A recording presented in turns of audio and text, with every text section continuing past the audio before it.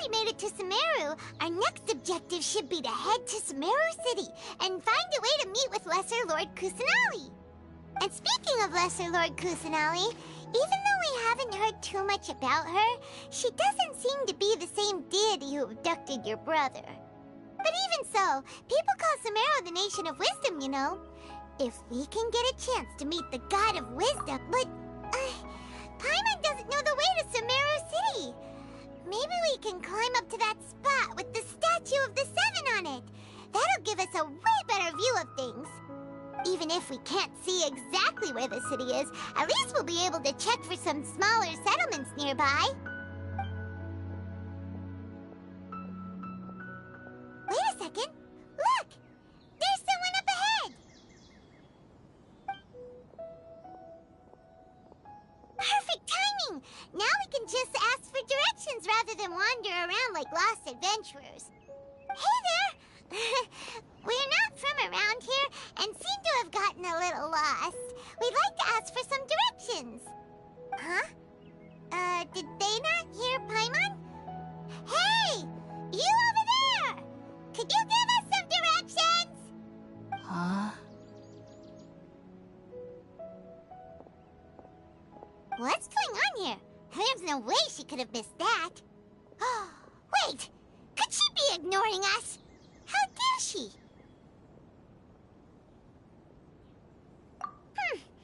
Well, even so, she might be heading someplace where we could find other people to ask. Let's keep our distance and follow her. When we get the chance, we'll just ask someone else for directions.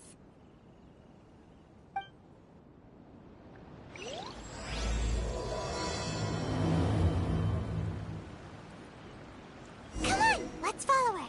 Just keep quiet. Make sure she doesn't notice us. Intuition.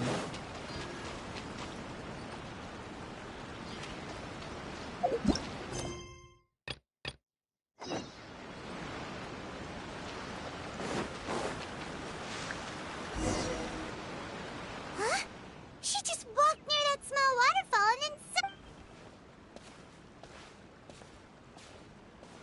Paimon thought this cave would lead to a village or something, but it looks like that's not the case.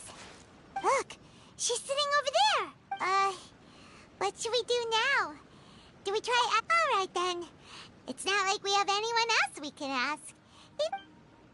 Oh, it's coming from that sensor over there. This is definitely not your typical place to call home, but at least it smells nice. Maybe living here wouldn't be too bad after all.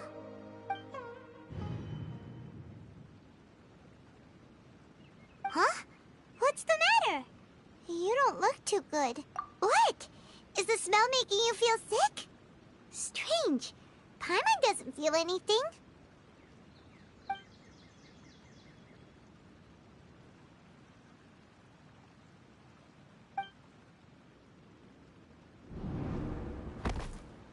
What's happening?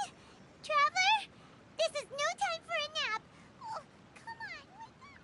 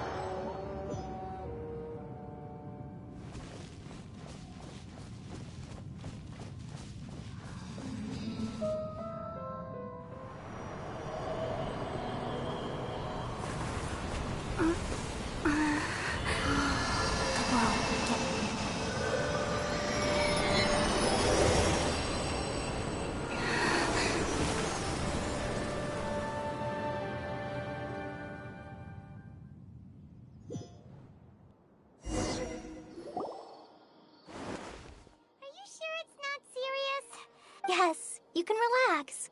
Believe me, Master is extremely knowledgeable. If he says that she's going to be alright, then there's absolutely nothing to worry about. Oh, are you awake now? Oh, thank goodness! Traveler, you're finally awake! Well, we're at... good question. Where are we?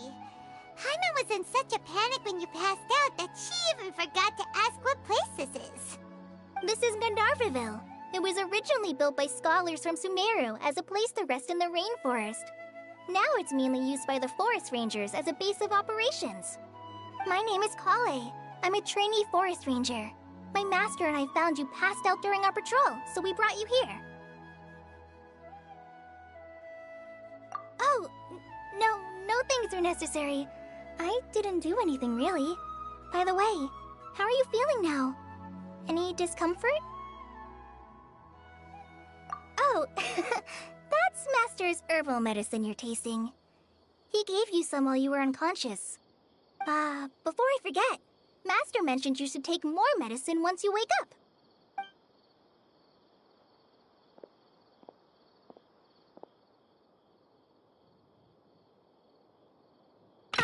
Whoops! Kale, what's the matter? Were you trying to retrieve the medicine? As I've already told you, you must be careful with these. All right, I'll get it for you once I'm finished here. Sorry, Master. Now, the guide to Avidya Forest's edible fungi is clearly posted on our bulletin board. But if Farbode forgets which mushrooms to avoid one more time, I'll have no choice but to leave the guide somewhere a little more visible. Like right smack on his forehead so others can remind him to be careful. Right? This is the second time he's come down with food poisoning this month. I'll be sure to give him a good talking to. Yes, please do. If, on the off chance, Farbode simply enjoys having little imaginary fairies dance before his eyes, then we'll just let him be. But the next time he requires any of our medicine, be sure to charge him accordingly.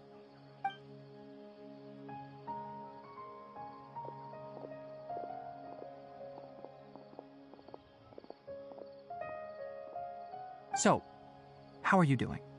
Feeling better? Oh, this is my master, Forest Watcher Tainari. He is chief officer over all the rangers here in Gandharvaville. I already informed Paimon about the reason you fell unconscious earlier. But now that you're awake, let me explain it for you as well. It is common practice for Sumeru scholars of certain darshans to dedicate themselves to training and meditation in isolated areas, particularly the nearby forests.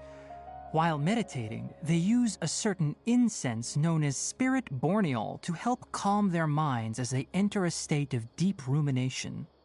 In hopes of asking directions, you two followed a scholar named Hypatia into her cave. The incense you smelled inside was the spirit borneol I just mentioned. That incense typically has no effect on most people, but for a very select... Very good. Now, answer me this. Did you feel anything after passing out? Say, any out-of-body experiences?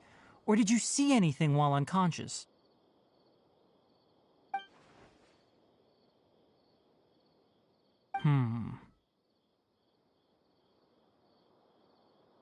Kale, let the others know to stop bringing their patrol logs here for now. Huh? Why? Because these two will be staying here for the next few days. They can have my room and I'll bunk with Amir. Now get a move on and be sure to do as I've said. Yes, Master Tainari.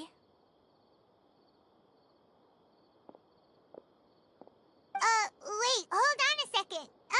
Can you tell us what's going on? Sure, let me fill you in. I originally planned to send you on your way once you finished your medicine. However, it appears now that you should stay a while longer in Gandharvaville for further observation while you recuperate. Further observation? No need to be hasty. As long as you have the capacity to judge between right and wrong, I promise that you'll understand the gravity of the situation once I explain everything to you. Based on what you saw after smelling the incense and losing consciousness, we can conclude that you experienced a powerful hallucination, which suggests your mental state is not in the best of shape. If you're skeptical, have a whiff of this. Whoa! Are you okay? You're experiencing a similar sensation as when you passed out, aren't you? So even though your condition is stable as of now, if I were to haphazardly let you leave, it's highly likely that you'd suddenly pass out again somewhere else. The rainforest is home to many fierce animals and hazardous areas. If something were to happen to you again, I'm afraid you might not be so lucky. For now, I suggest you continue taking your medicine each day and avoid wandering off. Good. Now continue resting while I fire up another bowl of medicine for you. Seriously? We just arrived in Sumeru and we're already having problems left and right! Paimon knows we're set on meeting Lesser Lord Kusanali as soon as possible, but you really don't look too good. It'd probably be best to let you recover first. Hey! Are you even listening to Paimon? Paimon's over here worrying about you, you know! What's weird? You mean how you're feeling now?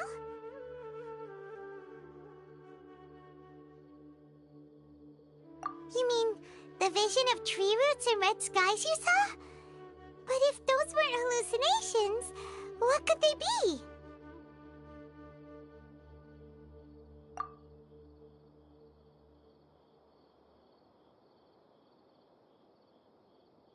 Well, considering how unique you are, Paimon trusts your judgment here.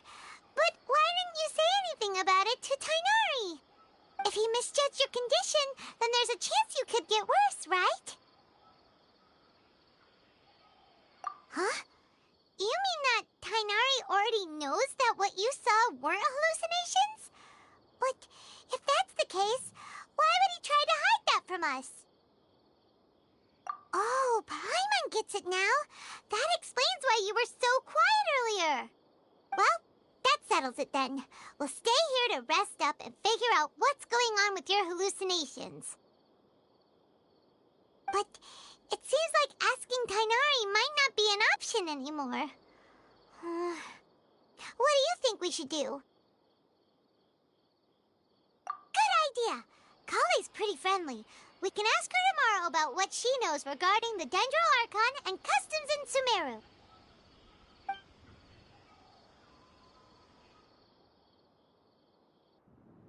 Rise and shine! Come on, it's time to go find Kale!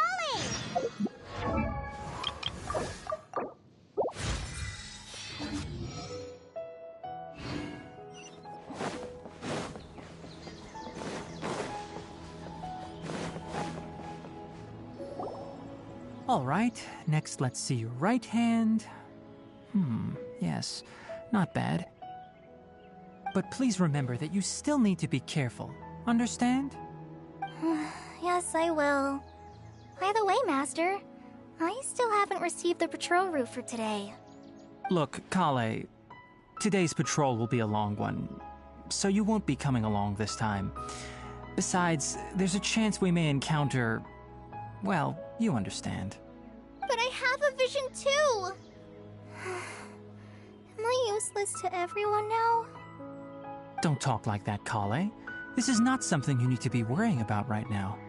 Ah, there you are. Feeling any better?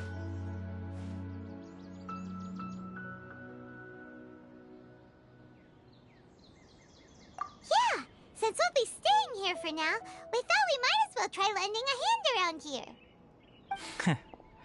Seems you're not the type to sit back and take it easy for a while, huh? In that case, perhaps Kale could take you two for a patrol south of Gandharvaville for the day. And if you're feeling up to it, you can be responsible for cleaning the Statue of the Seven. Tighnari, we're ready to head out. Roger, I'll be right there. All right, we'll be heading into the forest now. I'll leave any further details to Kale. Yes, you can count on me. So, Kale, what exactly are we going to be doing today? Tainari mentioned cleaning the statue just now, but, that doesn't really sound like the job for a ranger. Well, a forest ranger's responsibilities can be pretty diverse. They handle a variety of tasks, like checking the condition of outlying roads, maintaining forest facilities, ensuring fire prevention standards are met, and providing assistance to travelers and locals. As for Master, well, he has to handle more dangerous areas of the rainforest. Today we can perform routine checks on the pathway lamps as we make our way to the Statue of the Seven. Paimon, traveler, this way! You can leave the task of checking the lamps to me.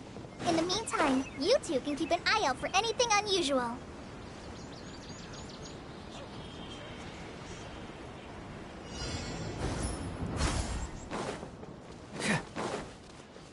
Nothing wrong with these two lamps. Let's move to the next ones.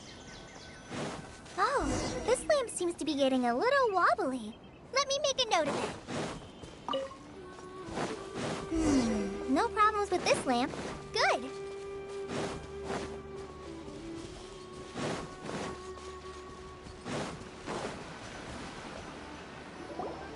Statue of the Seven is up on top of that large rock formation. You must have seen it when you came down this rope. It's pretty high up there, isn't it? Don't worry. If you're afraid you can't make it up there, I'm sure Master wouldn't mind. Oh? I guess I'll leave it up to you then. There's not much footing once you reach the statue, so be careful up there. Paimon will fly up with you and help you with those hard-to-reach areas. By the way, Kale, do you know anything about the Dendro Archon? You know, what's she like? That depends. Are you referring to Greater Lord Rukkhadevata or Lesser Lord Kusanali? Huh? Greater Lord Rukkhadevata? Oh, is that the name of the former Dendro Archon? Uh-huh. Greater Lord Rukkhadevata was Sumeru's first Dendro Archon. She created the rainforest as well as the wall of Samiel around the desert. Her works provided a means of peaceful living for everyone. To the people of Sumeru, she's not only a symbol of wisdom, but also of power and kindness. Unfortunately, she disappeared in a great calamity that occurred a few hundred years ago. According to what Master has told me, the sages later found the newly born Dendro Archon and whisked her back to Sumeru. To celebrate the reinstatement of their lost deity, the sages dubbed her Lesser Lord Kusanali and let her reside in the sanctuary of Sarastana. Uh-huh. Then what happened? Well, and then... I'm not too sure what happened, to be honest. Huh? You're not too sure? But aren't you from Sumeru? Yeah, I'm from Sumeru. But... Maybe it's difficult to discuss this topic with strangers. If that's the case, then don't worry, we understand. No, it's not that. I'm not trying to hide something from you. Besides, I don't consider you two strangers. Anyway, you two know Amber, right? Wait, Amber? You mean... Yes, that's her. I once lived in Mondstadt for a while, and she helped me a lot during that time. You could even say that she helped me become a new person. There's no one like Amber. She lives life to the fullest while always adhering to her strong sense of justice. She's ready to answer the call for action at any moment, but is also very understanding of others. She's like the spark that lights the fire in everyone's heart around her. If you ask me, she's a prime example of a true outrider. She's the first person anyone coming to Mondstadt will meet. You can't help but be enthralled by her charm and enthusiasm, causing you to fall in love with the lands of Mondstadt and...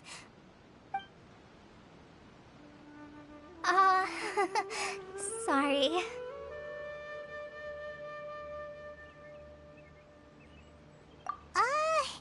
Paimon thought the work of Outriders was a little different from what you just described, but one thing's for sure, you really like Amber. Sorry.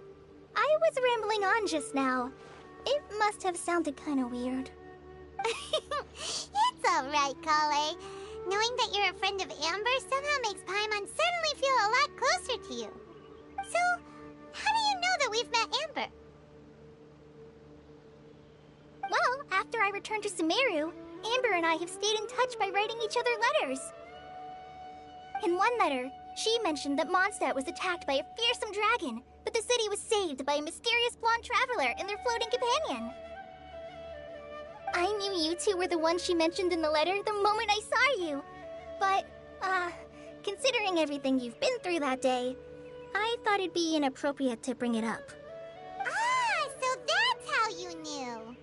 Yep, so please know that you two have my complete trust, really. I wish I could tell you more about the Ginger Archon, but I have been away from Sumeru for some time, and I haven't read any books. Sorry. That's all right. You've already helped us a lot. We had never even heard of Greater Lord Rukkhadevata or the Sanctuary of Surasthana until you mentioned them. Oh, I'm happy that was helpful. There is one thing I want to ask, though. Why do you two want to know about the Ginger Archon?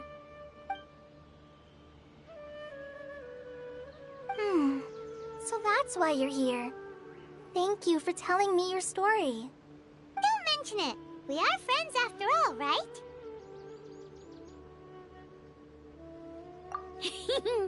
All right, we have a statue to clean. You both have my thanks.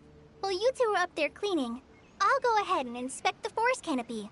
Let's meet back here shortly.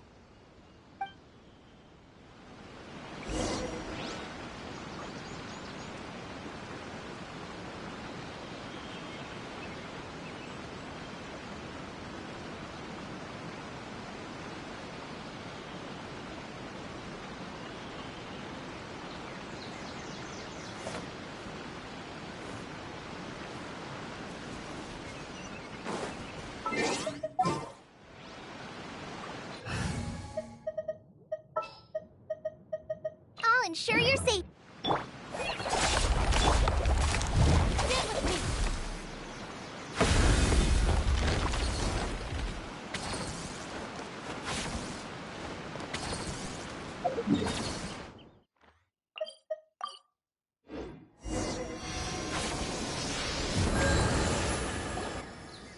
Huh. Now that Paimon looks at it, the deity that's carved on the statue is kinda small. Do you think she's supposed to be Greater Lord Rukkhadevata or Lesser Lord Kusanali? You might be right. The statue does look kinda old. Well, anyway, we'll have to figure that out later. Let's get started on cleaning the statue.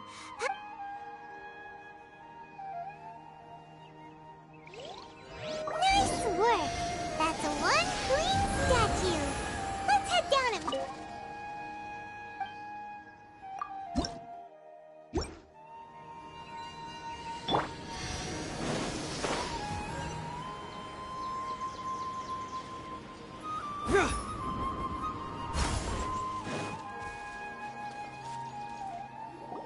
Kale, we're back!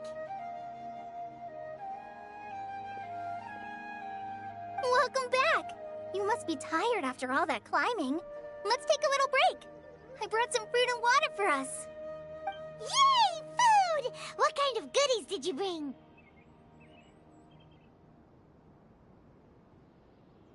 Hey! Don't be a party pooper! It's not like Kale is a stranger or anything. Besides, the best way to compliment a chef is to show passion for their food. Xiangling taught Paimon that. I prepared a nice portable dish that forest rangers like to eat called pita pockets. I hope you'll like them. Whoops! Ah! No! You dropped it on the ground! Not to worry. I wrapped a few layers of oiled paper around each pita. They should be fine. Oh, whew. Paimon nearly had a heart attack there.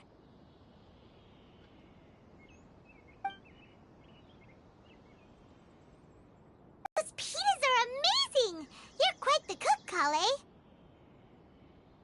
Thank goodness goodness you wrapped them in paper. Paimon wouldn't have been able to sleep at night knowing something so tasty had been wasted. You really know how to compliment the chef, Paimon. Since you liked it so much, I'll be sure to give you a copy of the recipe sometime. I'll even include all my personal cooking pointers, so you'll be making your own pita pockets in no time. Yay! Thanks, Kale! It's hard to believe someone as diligent as you could have clumsy moments, too. Oh, I guess it happens from time to time. So, Kale, don't you think that Tainari's a little too strict with you? He won't let you touch anything without his permission. Paimon knocks stuff over all the time flying around the Traveler, but she's never said anything. Everyone has their clumsy moments. No, you've got the wrong idea about Master. Sure, he may seem a bit harsh at first, but with some time, you'll see that he's actually very kind-hearted. I've heard the veteran rangers say that Master is from some ancient and mysterious race that is known for their cunning wit and reclusive nature. Oh, by the way, you've heard of the Academia, right? Well, there's a group called,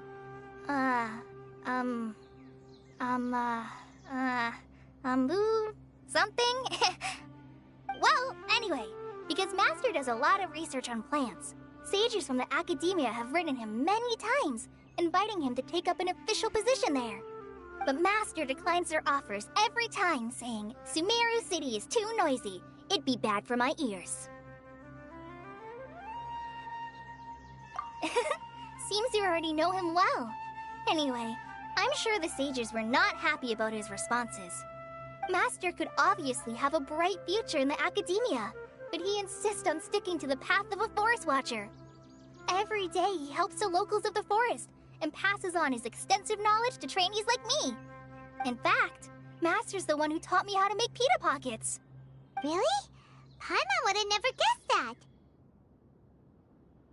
Oh, speaking of Tainari, he was the one who took care of you after finding you passed out yesterday. He even carried you all the way here. Paimon's still kinda upset, though. Oh no, I'm sorry. Master might have been overreacting a little. But, it's mostly because Paimon wouldn't stop yelling, Why, oh why? Is she going to die? It probably started to get under Master's skin after a while. Hey! Don't laugh! Paimon was genuinely concerned about you.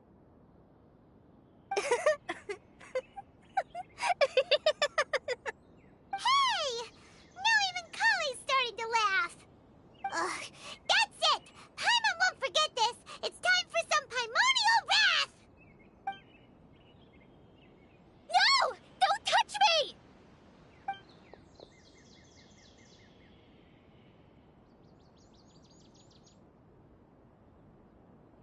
Oh, sorry, Kale. Paimon didn't mean to scare you. No, I just... I didn't mean that. Kale, are you okay? What's the matter? No, I'm fine. I'm sorry. I must have startled you both reacting like that.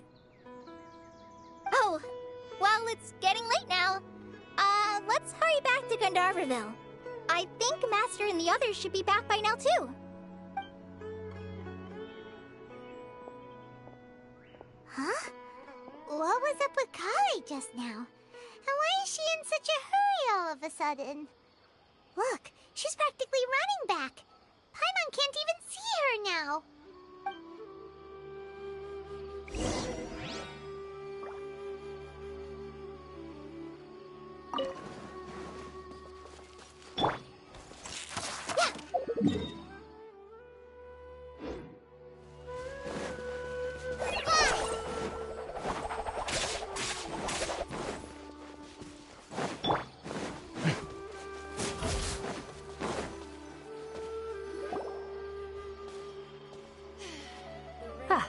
Traveler, you've returned. Yep, we're back. Have you seen Kale by any chance? Oh, Kale? Yes, I saw her go into her room just a moment ago. Oh, okay. Guess we'll just have to wait and talk to her tomorrow then.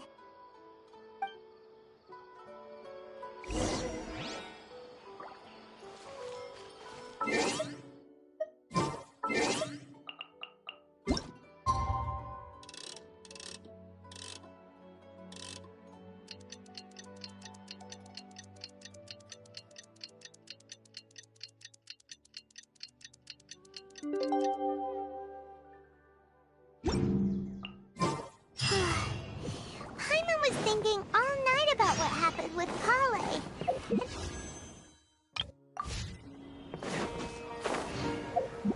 Maybe she's in a better mood now.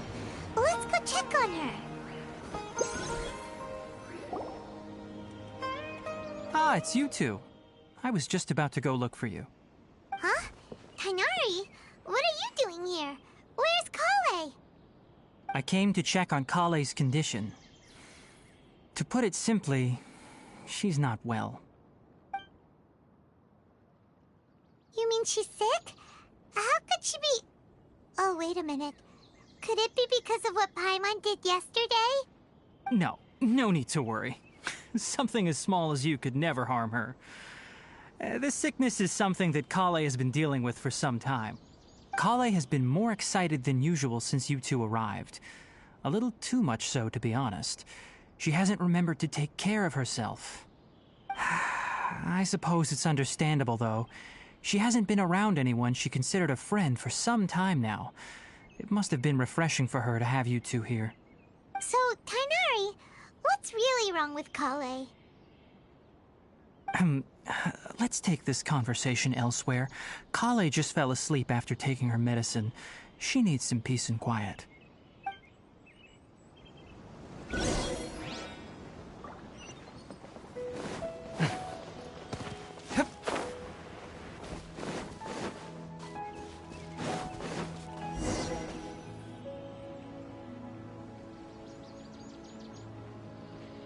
All right, let's continue our conversation here, shall we?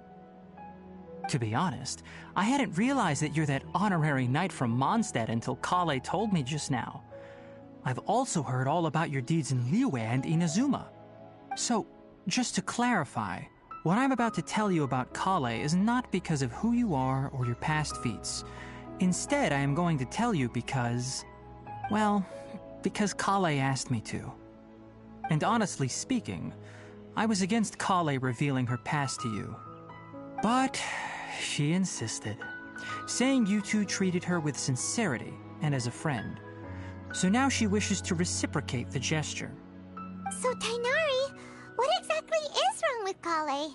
You said this is something she's been dealing with for some time. Just how serious is it? Right. Ever since she was a child, she's been afflicted with a disease called Elazar. Elazar? Yes, it's a disease unique to the lands of Sumeru. It is characterized by dark and hardened scales that form on the body. At first, the afflicted may only feel mild numbness on the affected area of the skin. However, as the disease progresses, one may begin feeling fatigued and even experience peripheral paresthesia. In its final stages, the disease strips a person of the ability to control their own body, and they effectively become completely immobile. That sounds terrifying. Wait, hold on. So when Kale seemed to be acting a little clumsy earlier, it was because... Correct. That would be the effects of Elazar, which is precisely why I do not want her carrying or holding anything, lest she ends up hurting herself. With appropriate treatment, the disease can be effectively controlled before it progresses to a more serious stage. However, there is unfortunately still no true cure for Elazar. Nevertheless, Kale's mother still hoped that there was something out there. She handed Kale over to an organization known as the Fatui after one of their members lied and said they had a cure. What? The Fatui? Ah, it appears you are already familiar with them. That'll save me some explanation. Anyway, the person who eventually rescued Kale and brought her to me for care said that she had been given to a harbinger known as the Doctor. I have no idea how this doctor managed to do it, but her case of Elazar was completely stable for all the years that Kale was with them. However, Kale's days with the Fatui were anything but pleasant. Kale is a resilient individual and always tries to appear cheerful, but her experience with the Fatui has left deep scars. Even now, she can still feel deathly afraid of someone touching her. Oh, Paimon had no idea Kale's been through so much suffering. Oh, by the way, Paimon, Kale wanted me to tell you that she's sorry for scaring you yesterday. She also wanted both of you to know that she's sorry for hiding her illness. She doesn't need to apologize. None of this is her fault at all. Well said. I hope you'll get a chance to tell her that in person the next time you see her. Kale once thought that it would be impossible for her to have any real friendships. I trust that you two will never let my trainee experience such emotional pain again. Don't worry, Tainari. We'll take good care of her. Well, it's not too serious at this point. She overexerted herself the last couple of days, which is what led to her breakdown this time. As long as she has taken her medicine and gets plenty of rest, she should get better. Though, I must admit that Kale's condition was much more stable when she first arrived here in Gandharvaville. She was interested in the work of the forest rangers the moment she saw us. I could see that she was serious about learning, so I felt compelled to ask her to join us. Her stamina has gotten much worse recently.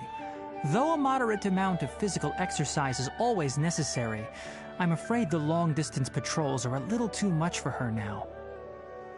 All right, now that I've told you about Kale's past, I think I'll head into the rainforest to find some ingredients needed for her medicine. I'll see you two later.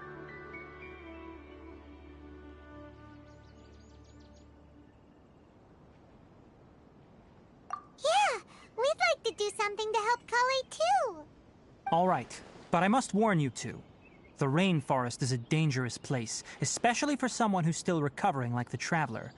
You must follow closely and listen to every instruction. No problemo. Let's go then. We'll be looking for a plant known as lunar lotus. It's often used to help those afflicted with Elazar recover their energy. Hey, Tainari? Where exactly are we going to find this plant?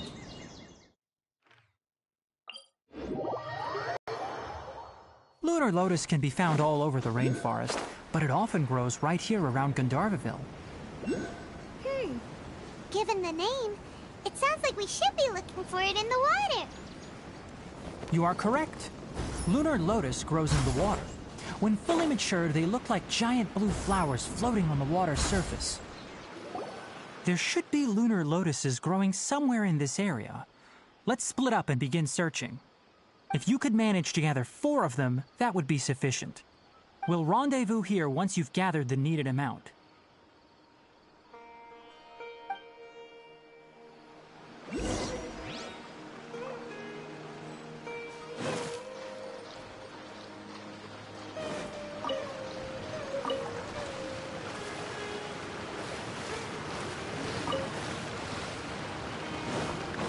All right, we've gathered enough lunar lotuses. Let's head back to meet Tainari.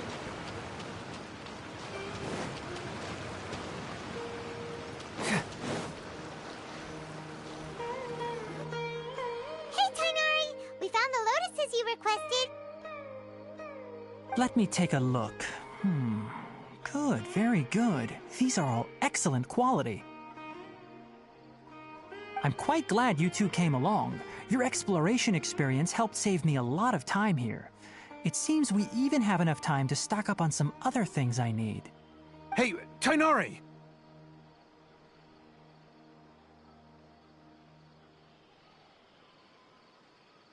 Oh, Tainari! Someone's calling your name!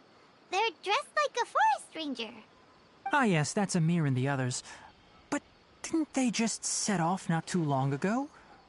What are they doing back so early? Let's go find out what's going on.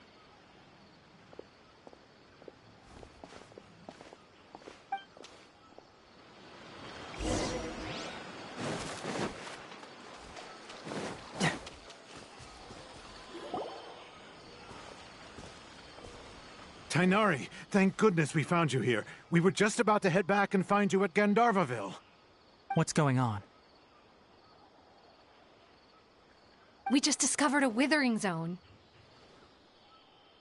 The withering is back? But the patrol route you were on should have been already clear just a week ago. It reappeared so quickly. Can you tell me the exact location? It's up ahead, deep in the river valley. It's appeared in a spot that blocks nearly the entire narrow part of the valley area, so we decided to come find you as quickly as possible. And the radius of the contamination? Sorry, I couldn't get a clear enough view to tell. No one in our patrol team had a vision, and it appeared to still be spreading, so we didn't risk getting any closer. Okay, I understand. You made the right decision. I'll go deal with it right away. In the meantime, please guide these two back to Gandharvaville. Wait, Tainari, why don't you let us help you? You two have only just arrived in Sumeru. You're still unfamiliar with many things in these lands. There's a unique type of anomaly that occurs in the Sumeru rainforest. It's called the withering.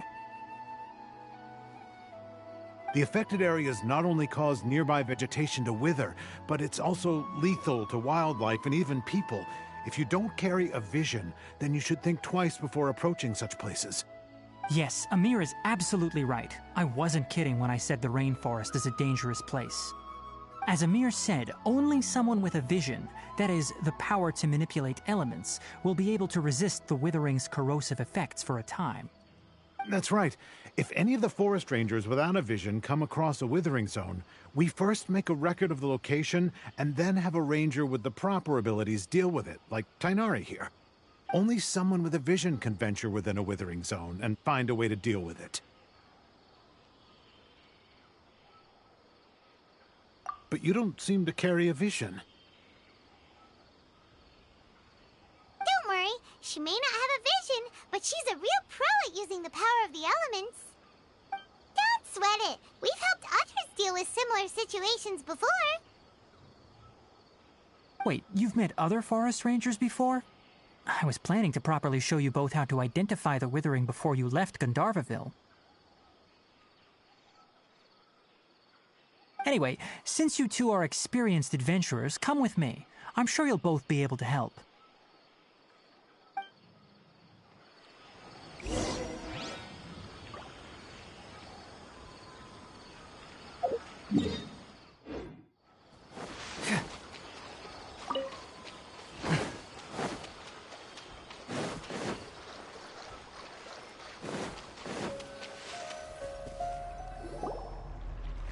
Hey, look! That gloomy area over there looks like a withering zone. Even though Paimon's seen one before, it's still kinda scary. All right, Traveler. We're about to enter the withering zone. Since you already have experience dealing with these things, you should already know what to do. But please remember, don't push yourself. If at any point it becomes too much, return outside the zone and take a breather. It could become a matter of life and death. You ready then? Let's go.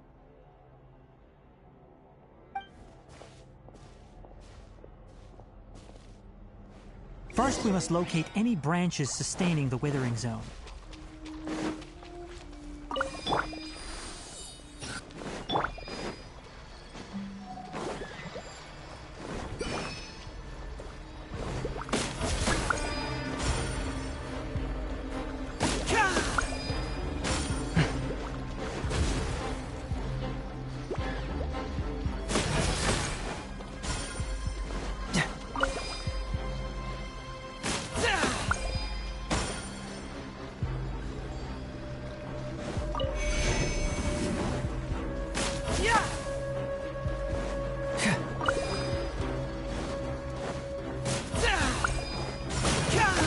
Great work.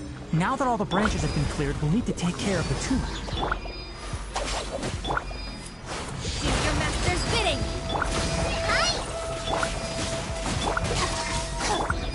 Fracture! Get moving! Out of my way!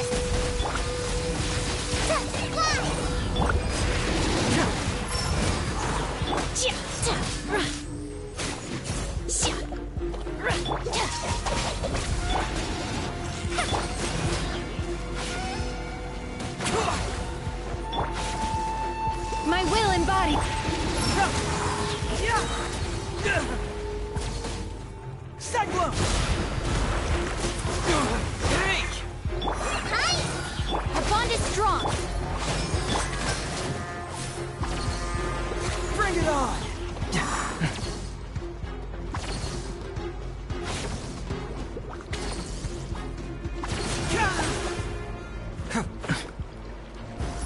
Now, destroy the tumors of the withering.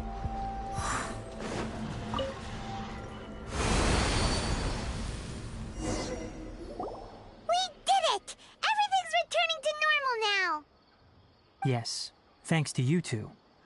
We were able to quickly restore this area back to normal. Tainari? You make it sound like we did well, but why does Paimon have the feeling you're worried about something? It's that obvious, huh? Alright, it's like this. Recently, the rate at which the Withering Zone appears has been increasing. Even though we were able to quickly clear that Withering Zone, it won't be long before another one appears. If that simply meant more work for me, then that wouldn't be an issue. But it's far more severe than that. The withering is leaving lasting effects on the rainforest itself.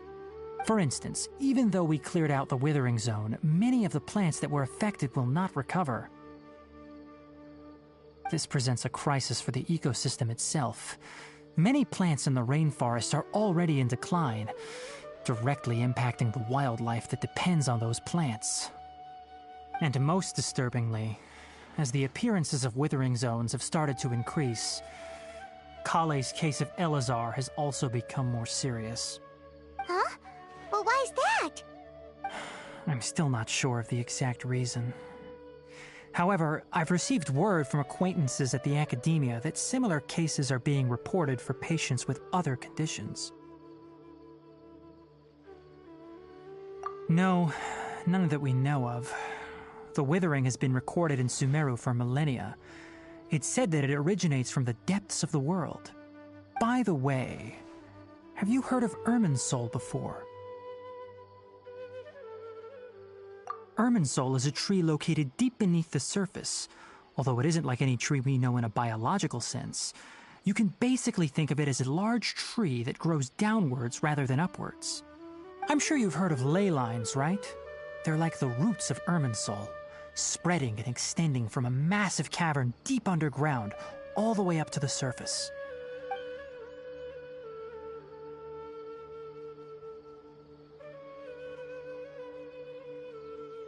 Ley lines continually absorb the memories of this world, which are then funneled into Irminsul, allowing it to collect knowledge and wisdom from ancient times to present day. The Dendro Archon is known as the God of Wisdom because her consciousness is directly connected to it. It is also said that the Dendro Archon's power is a manifestation of Irminsul. And as for the Withering, its emergence is related to a disease that's affecting it. That's right. My ancestors learned of this from Greater Lord Rukkhadevata's familiars a long time ago.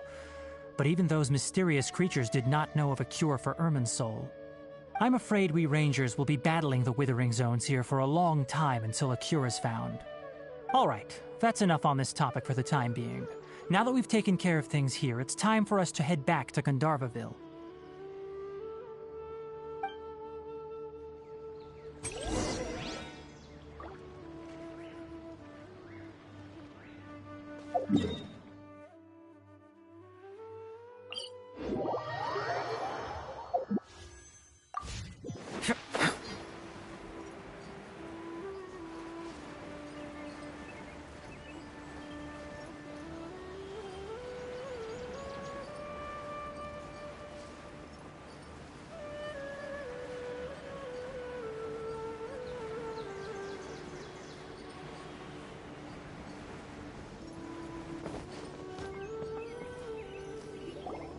Oh, Tainari, you all made it back.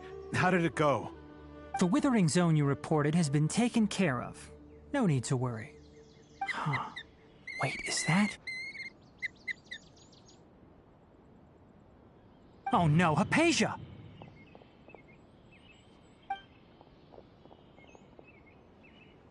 Huh? What's wrong, Tainari? This Duskbird is Hypatia's designated courier for urgent news. You do remember her, don't you? She's the scholar you and Paimon were following when you first arrived in Sumeru. Oh, her? How could we forget? So did something happen? Let me see what's written in the letter first. Oh. So what's it say? And what's with that weird expression on your face? Just let Paimon read it. Huh?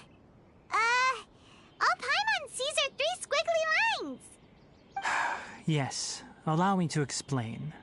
After we brought you from Hypatia's cave to Gandharvaville, Hypatia resumed her meditation.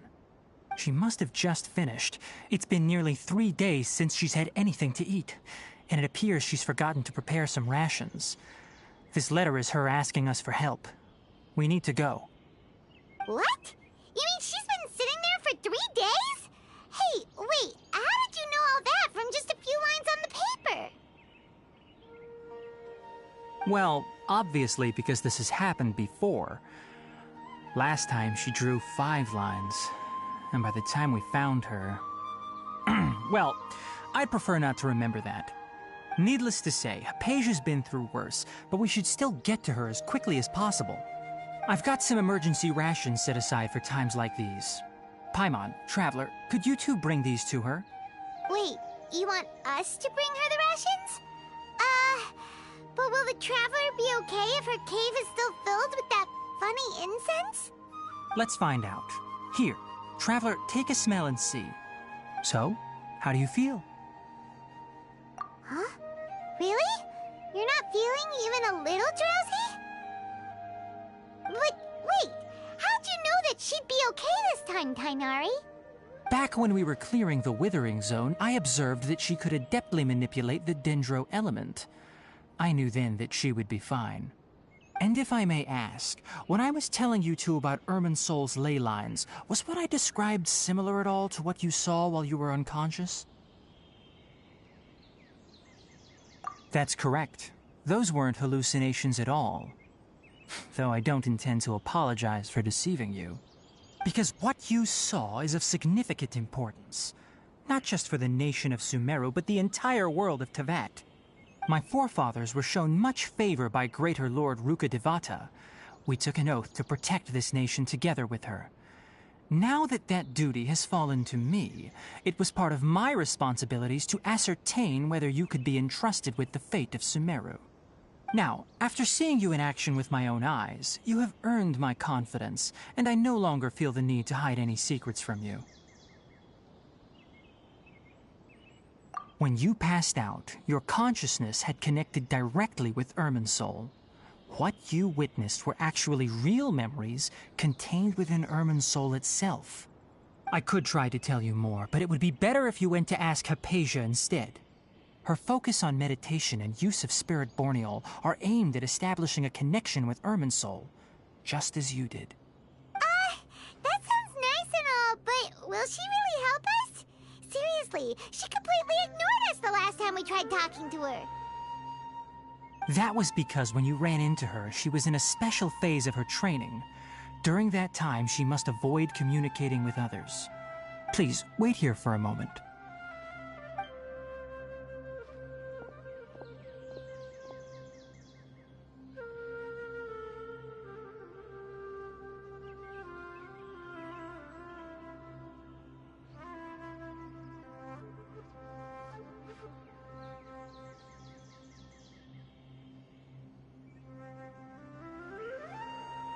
Here, take these. It's a meal I packed for Hypatia, as well as some other ingredients. I'm sure it'll come in handy. Also, here's a letter that I would like you to give to her. Just show it to her and she'll answer any questions you may have. No. I should be the one thanking you. You've both been a great help these last few days. Hypatia should still be in the cave. Let's go inside and see how she's doing. Yesterday.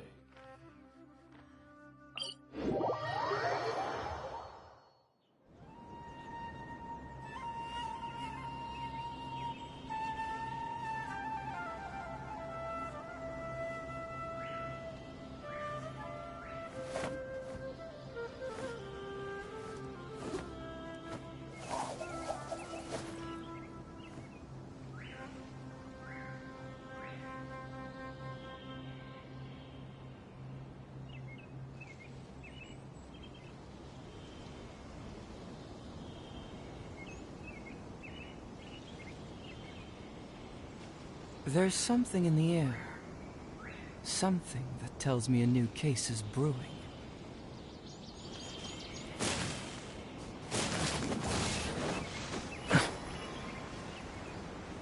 Hypatia should still be in the cave. Let's go inside and see how she's doing.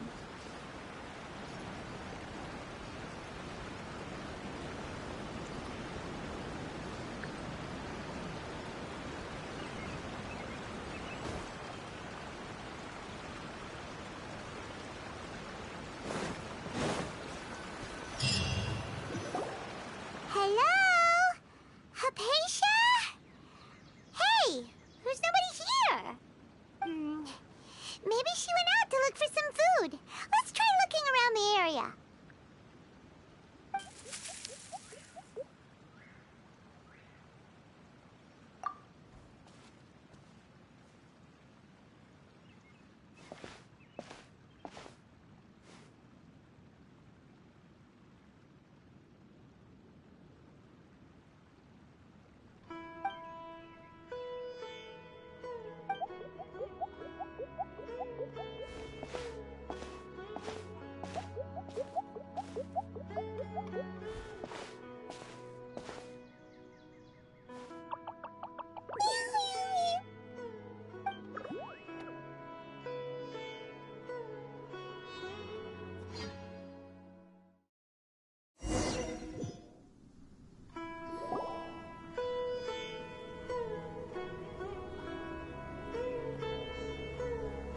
There you are!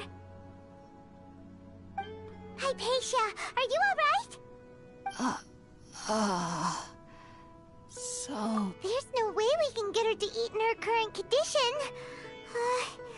Let's try finding some water first. Huh? Wait. Why does it look super foggy outside all of a sudden? Anyway, let's go look around.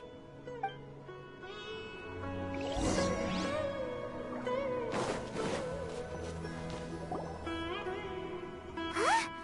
Hot things out here and a blood. What happened? And where are we? Really? Oh, maybe you're right. Let's go investigate the area.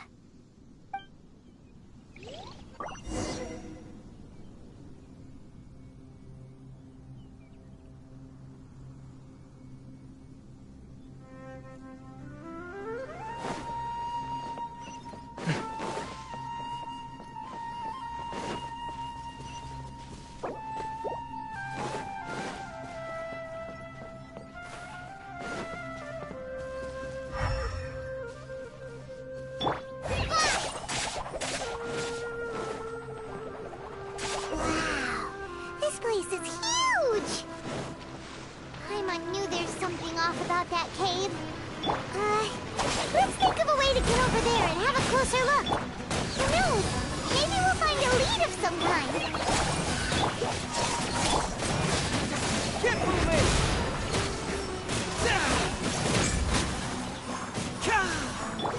Our bond is strong. Get fly!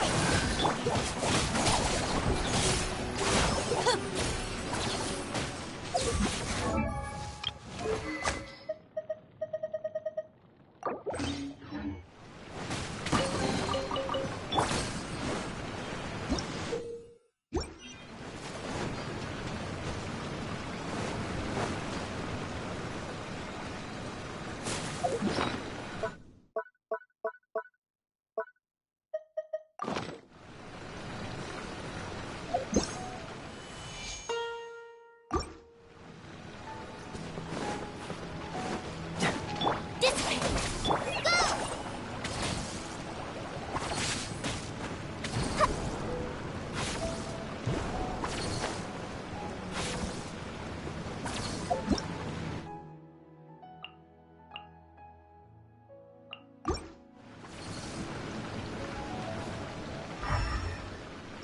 Obey!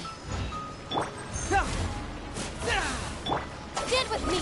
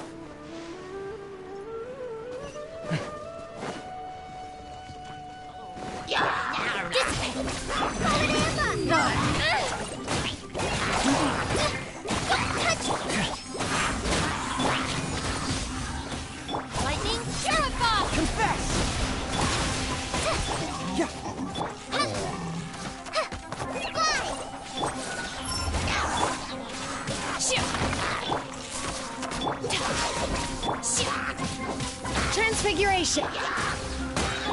By ordinance divine!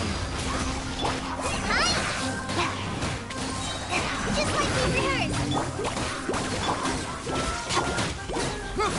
Can't fool me! Stand with me! Fly!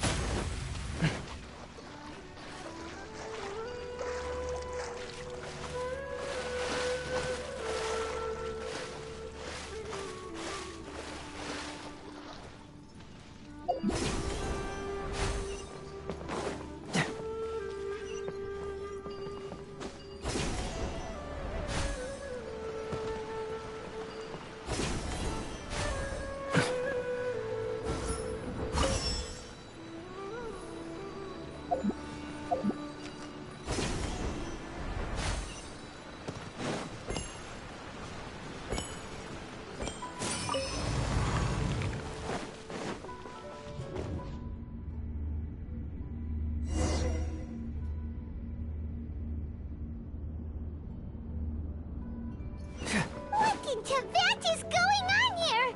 This place is getting weirder by the minute. Hey, what's the matter? You don't look so good.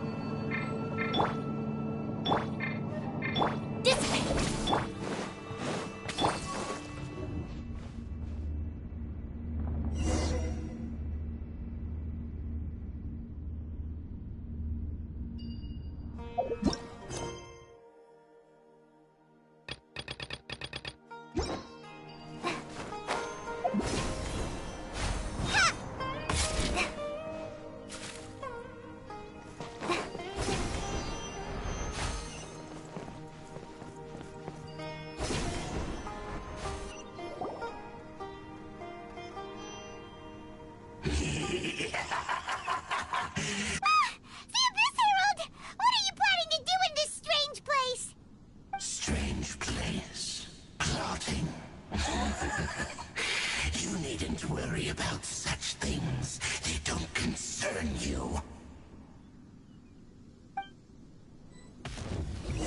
Bow before the abyss! Our bond is strong! My will embodied! Out of my way!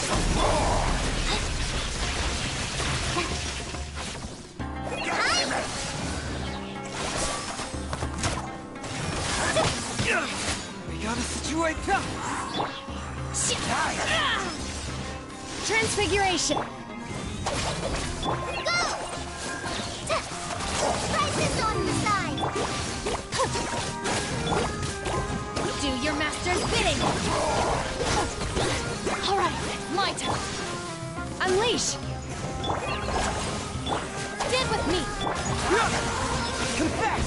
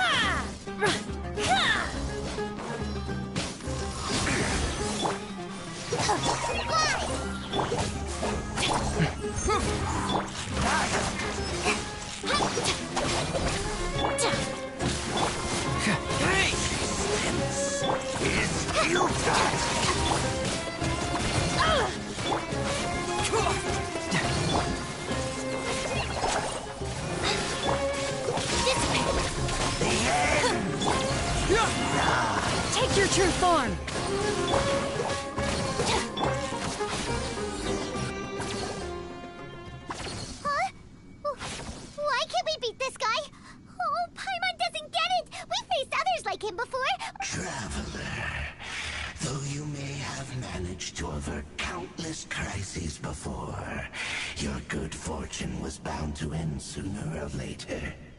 It's time you realize how weak and powerless you really are.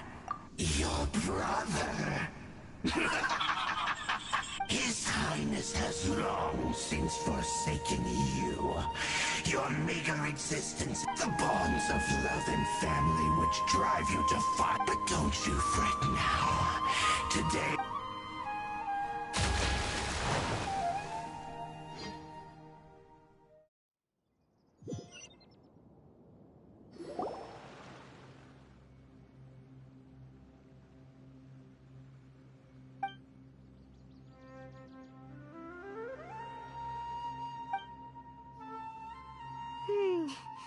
What do we do? Oh, there she is! Quick! Well, the good news is that she's still conscious. Are you okay? That's really not like you. Anyways, we can talk about this later. We better make sure she's alright first.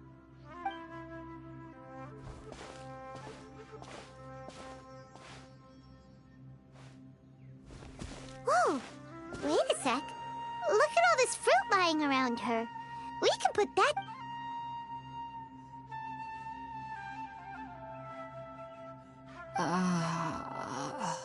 Who is there?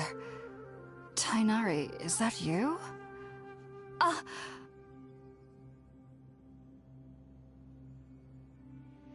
Huh? It's okay. You can relax, Hypatia. Tainari sent us here to bring you some food and water. Here, we have a letter that he asked us to give you.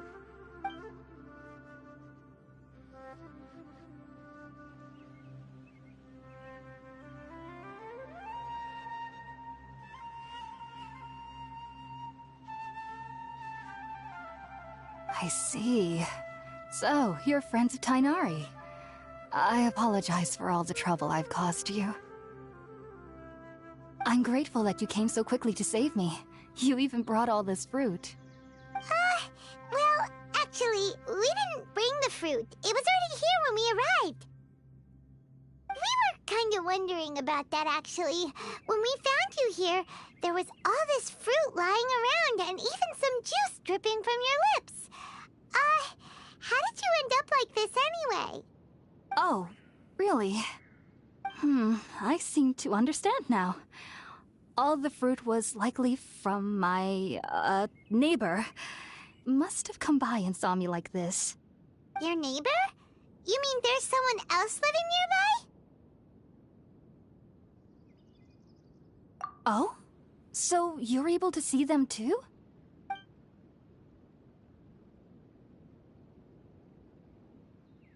Wait, hold on a second, Traveler. You say that before we arrived, you saw some mysterious creature and suddenly had a strange dream? Isn't that a little too crazy to believe? No, I actually do believe what the Traveler is saying. I myself had a similar experience once before and ended up scaring my timid little neighbor here. You needn't worry. They mean you no harm. They only dragged you into the dream because they hoped to buy themselves a little time in order to scurry away.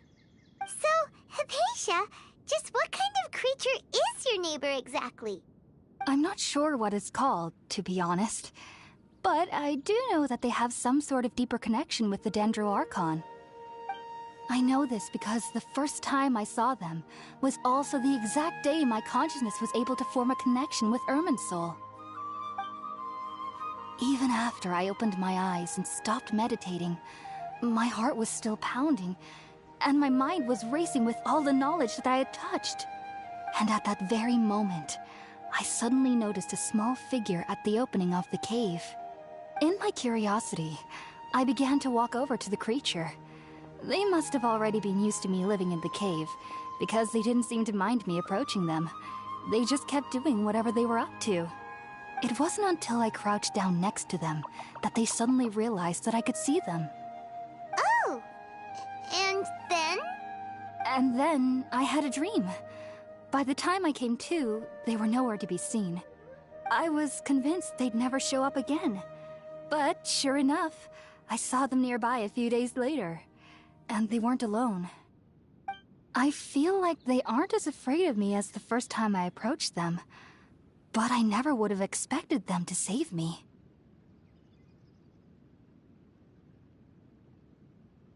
Yes, no doubt about that. By the way, Tainari mentioned in his letter that you had questions for me regarding Irminsul.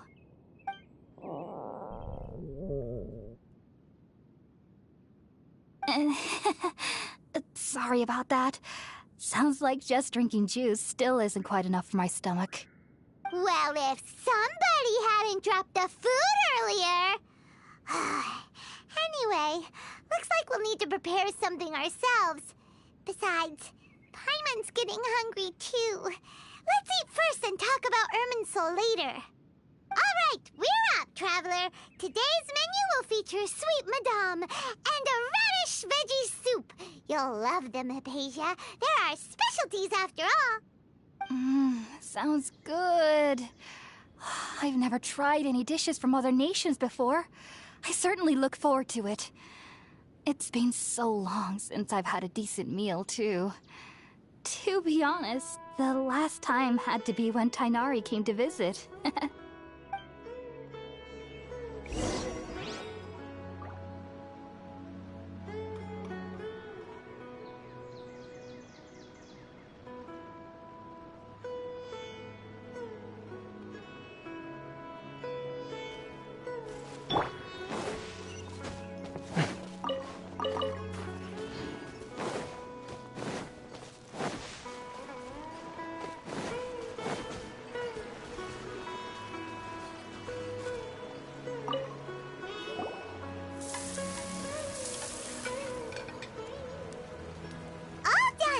Let's use the empty box that Tainari gave us. Oh, it smells amazing. And the box is...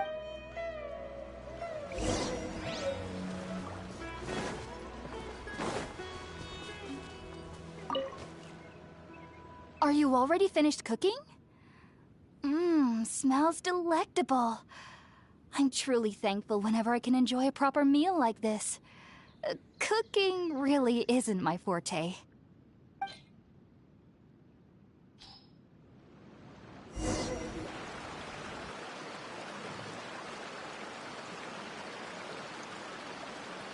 Even though everything you mentioned was in Tainari's letter, it's still hard to believe you were able to connect with Irminsul immediately after smelling Spiritborn eel for the first time. It took me nearly 3 years before I could do so. And everyone at the Academia even lauded me as a genius. You should know that some researchers spent their entire lives without ever successfully connecting with Irminsul as you have. So why does this incense allow people to connect to Irminsul? The ingredients used to make Spiritborn eel primarily consist of plants created by Greater Lord Rukkhadevata. These special ingredients are conducive to heightening our senses to the Dendro Archon's power. Since the root of the Dendro Archon's power lies within Irminsul, we can occasionally tap into her powers to peer into the depths of the earth. Naturally, anyone who can establish a connection with Irminsul in their first ever attempt must be a person of great understanding. Makes sense. But Paimon's got a question. Why was she sensitive to the smell of those plants for such a long time? That was primarily due to her body's unique constitution.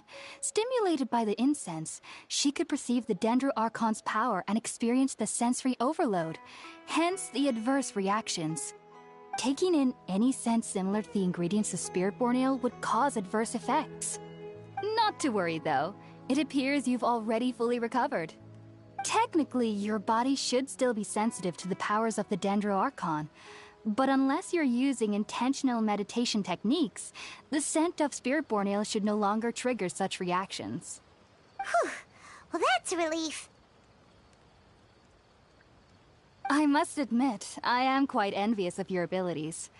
Even if it meant suffering from pounding headaches for the rest of my life, I'd consider it worthwhile so long as I could connect with Irminsul at will. Whoa, you're really serious about this whole thing, aren't you? I am a researcher after all. As a member of the Ritaoist Archon at the Academia, my main area of research is the stars and their connection to the fate of living beings. But there is still so much we don't know, especially regarding the mysteries that lie in the starry skies. Which is why I must turn to the all-knowing Irminsul for answers. If only my perception wasn't so limited. Unfortunately, I cannot guarantee that my every attempt to attune with Irminsul will be successful, or that doing so will leave my consciousness intact. I am currently in the stage of training known as Satyavada life. Many researchers in Sumeru have lost their minds while seeking to attune with Irminsul during this stage. Sages have said that Irminsul contains divine knowledge, and touching such knowledge without the proper preparations and abilities will only lead to one's mind caving in on itself. That's why we meditate alone. We need to ensure that our minds will be calm while minimizing the possibility of involving anyone else. Whoa! So knowledge from Irminsul can be super dangerous! Aren't you afraid of the risk, Hypatia? Of course I do. Especially during nights that are pitch black with no moonlight, and dead silent without even the sound of insects. However, I've been feeling better as of late. I don't get as scared anymore knowing that I have a little neighbor living nearby. I believe that being able to see them is a sort of blessing from the Dendro Archon. But what's strangest of all is that they're clearly an envoy of the God of Wisdom herself, and they have the curious power to make people dream. What's so strange about that? It doesn't sound so out of place for a divine being, does it? Well, it's strange because nearly nobody in Sumeru can ever dream. Huh. Is that true? Yes, well, to an extent. Only children can dream in Sumeru. Adults, however, never do. The sages say that wisdom implies rationality, but that which occurs in dreams is often neither rational nor logical.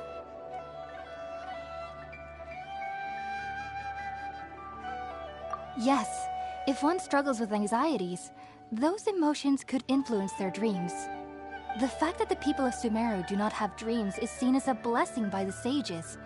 They believe that Greater Lord Rukkhadevata, the God of Wisdom, is keeping us away from the foolish delusions you encounter in your sleep. I was born into a family of scholars in Sumeru City. Ever since I was a child, my parents would always tell me that I'll know I've grown up once I stop dreaming. I studied hard, enrolled as a student in the Academia, and went on to become a researcher. Sure enough, I never dreamed again. But then, on the day I scared the little Aranara, I suddenly saw a dream again. It was incredible. Though I don't exactly remember what I saw, I clearly recall the feeling. I suddenly felt like I was a child again. Back then, I was foolish and ignorant as any youth would be, but I was free of fear. Maybe dreaming isn't as bad as we've made it out to be. Just be sure not to speak of this if you travel to Sumeru City. They'll look at you as if you've lost your mind. So, do you have any thoughts about the things she saw when she connected with Irminsul? Sorry. I'm afraid I don't have any answers as of now. All I can say is that what you saw is a memory contained within Irminsul itself.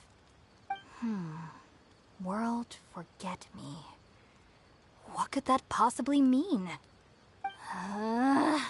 If only I could ascend past Satyavada life and begin Paripurna life. I might have some more answers for you. If you two are ever in the area again, please be sure to come and see me.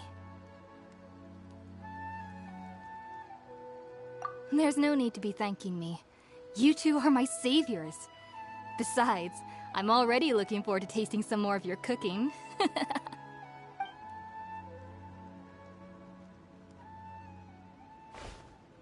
that we know Hypatia is alright and had the chance to ask her some questions, Paimon thinks it's about time to head back to Gandharvaville.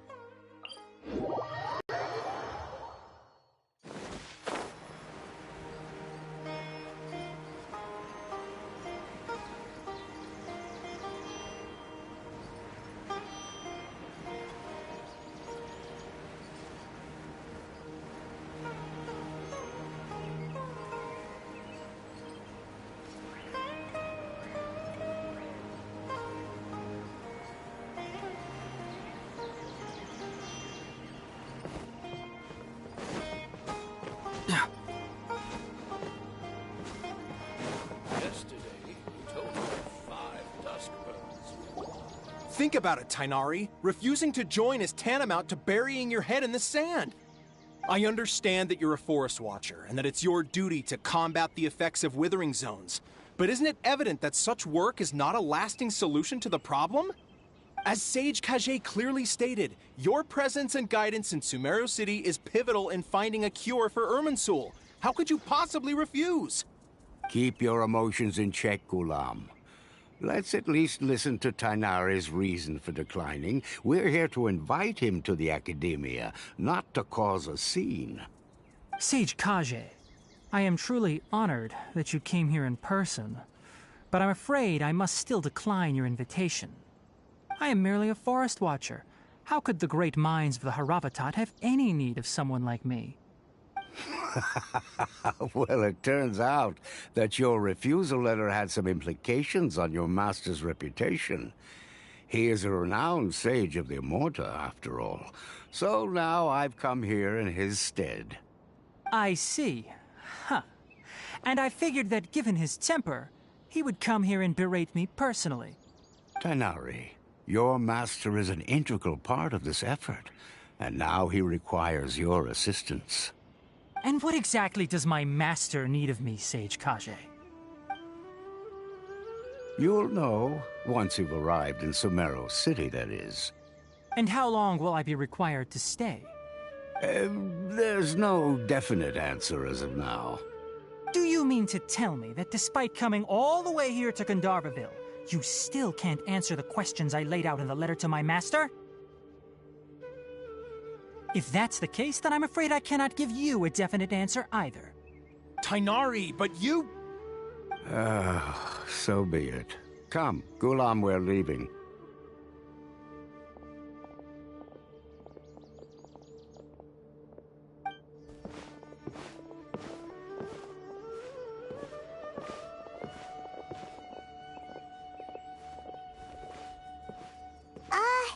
Tainari, what was that all about? It's nothing. Some people from the Academia wanted me to go to Sumeru City to assist them with a project, but I had to refuse on account of all my responsibilities here. But all that can wait. How did things go with Hypatia? It was quite the eventful trip, but the main thing is that she's safe and sound. She answered a bunch of questions for us, too. Very good. Now that the Traveler has made a full recovery, there shouldn't be any reason for you to tarry here longer. I assume you will be heading to Sumeru City, correct? That's right! We want to meet Lesser Lord Kusanali and ask her for advice. Do you have any idea on how we can find her? Sorry. I'm afraid I don't have any advice for you there. Well, do you at least know anyone we can try asking in Sumeru City? Let me think. My trips to Sumeru City have been fairly short, and most of my acquaintances are researchers. How about this? I'll write you a letter of introduction that you can give to a researcher I know.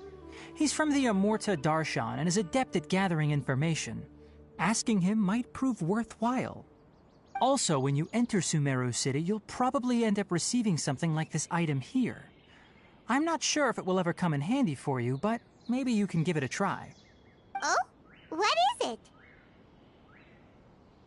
It's called an Akasha Terminal. It's a tool produced by the Academia that utilizes the legacy of Greater Lord Rukkhadevata. Some say that this very item is the basis of Sumeru's reputation as the City of Wisdom. Needless to say, this device and its usage fall under the Academia's expertise, so I'll leave it to them to show you how to use it. Great! Next up, Sumeru City! But wait, before that...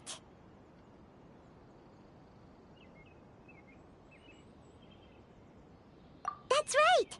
Tainari, we have something important to say to Kale before we leave. Is she doing better now? Yes, she's doing much better. After being confined to her bed all this time, I thought a little walk would do her some good. Last I saw her, she was taking the path towards the North Crossing. She knew you two would be leaving soon, so she must have wanted to see you off. Thanks, Tainari. All right, let's go! Farewell, and good luck to you both.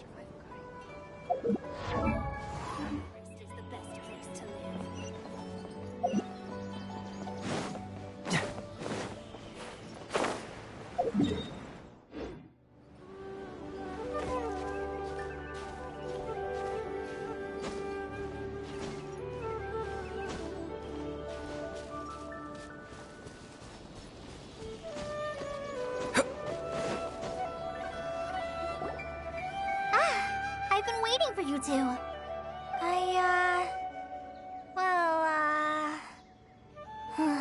Never mind.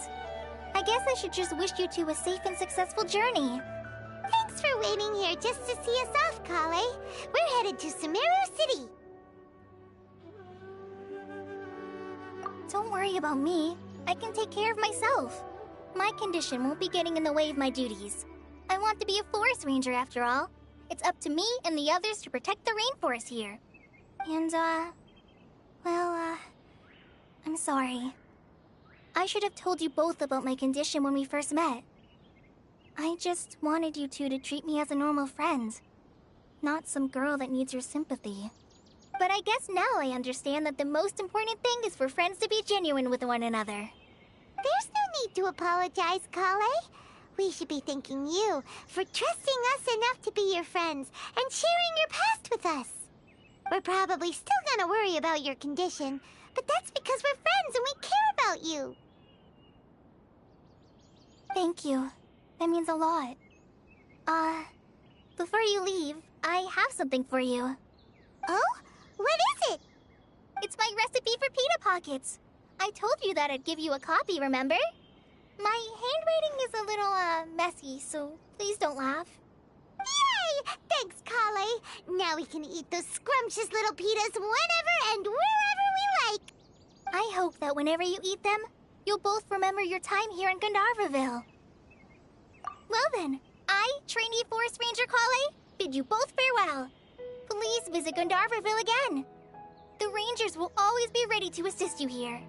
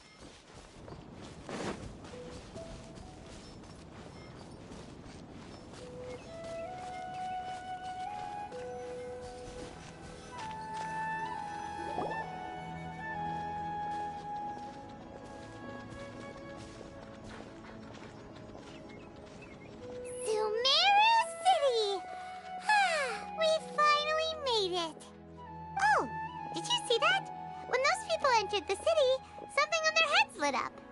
One moment, please, you two. It appears this is your first time visiting Sumeru City. Oh, yeah, that's right. But how did you know that? Because there's currently no information on either of you in the Akasha. But no need to worry, that won't prevent you from entering the city. In fact, the Academia conveniently provides each traveler to Sumeru City with a device. Perhaps you two have heard of the Akasha before. It's our beloved Greater Lord Rukkhadevata's lasting legacy, a treasure trove of collected knowledge. After centuries of tireless research on the Akasha, the Academia created one of its most ingenious inventions, the Akasha Terminal. As long as you are within Sumeru's borders, you may use an Akasha terminal to connect directly to the Akasha and access any knowledge you need. I should mention that due to technical limitations, the operation of Akasha terminals will be much smoother and more effective in large cities such as Sumeru City and Port Ormos. Oh, so this is the thing that Tainari was telling us about. It sounds pretty amazing. You two are quite fortunate. Until recently, it was standard practice to only issue Akasha terminals to outlanders who spent an extended amount of time in Sumeru. However, this policy was recently changed, and now all travelers are issued one upon arrival. Here are your Akasha terminals. Please handle them with care. It kinda looks like a leaf. To activate it, simply hold it in your hand and say the following phrase to yourself. May the mighty god bless us with their voice of wisdom. Oh, says this little doodad lets you access knowledge. Maybe we can use it to find a way to meet Lesser Lord Kusanali. Let's give it a try. Ahem. May the mighty god bless us with their voice of wisdom.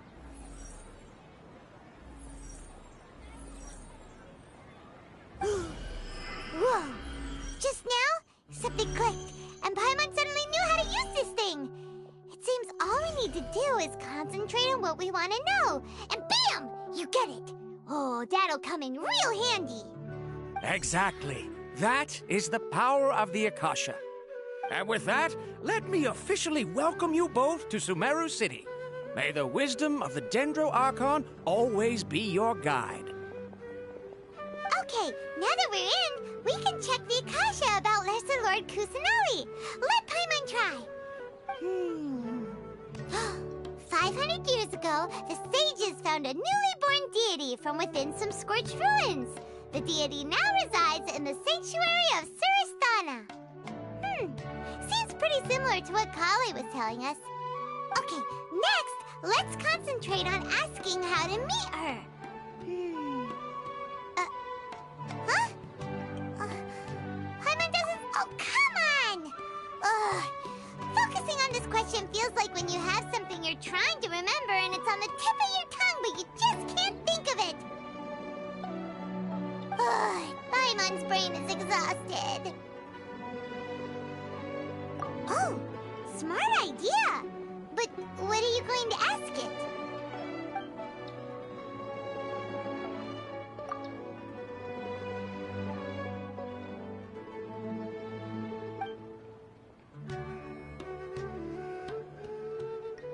Huh. Could it be because we're Outlanders and we've only just arrived in Sumeru?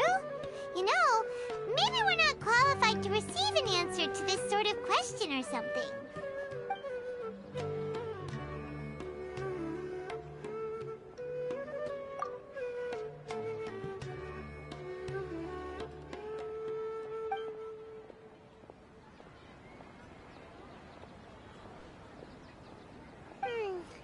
You too? Well, glad it's not just Paimon.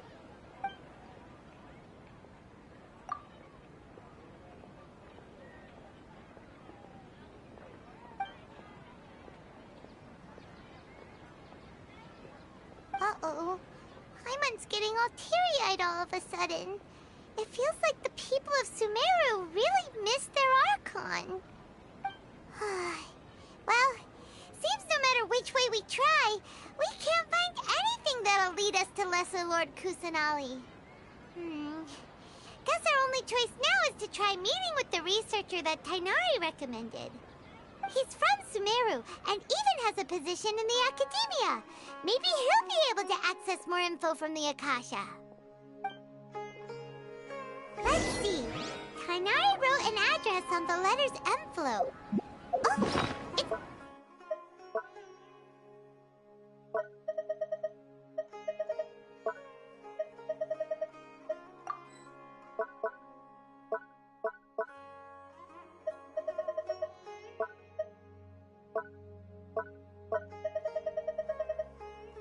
Doing detective work means you walk the walk. No, I mean...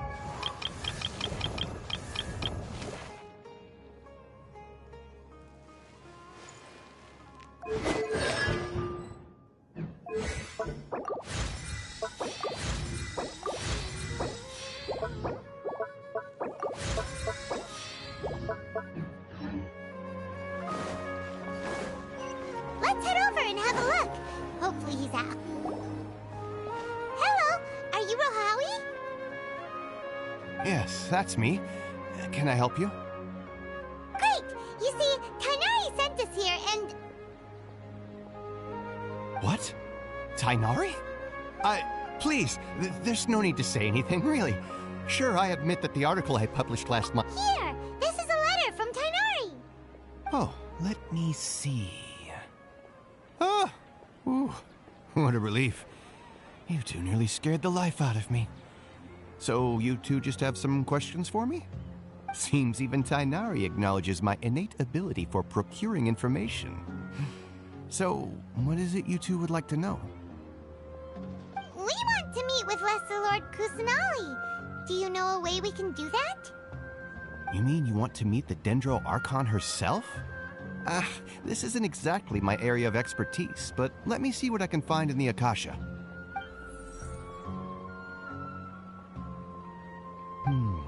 Sorry, the Akasha didn't respond to my query. What? You too? But what about your abilities for getting information and all that? Paimon was sure you'd be able to access more info than we did. Well, as I said, this isn't my area of expertise. I am but a lowly researcher, so the Akasha doesn't see a need for me to know more about the Dendro Archon. All I know is that ever since Lesser Lord Kusanali returned to Sumeru, she's never left the Sanctuary of Sorasthana or made a public appearance. Huh. Didn't expect her to be such a mysterious figure.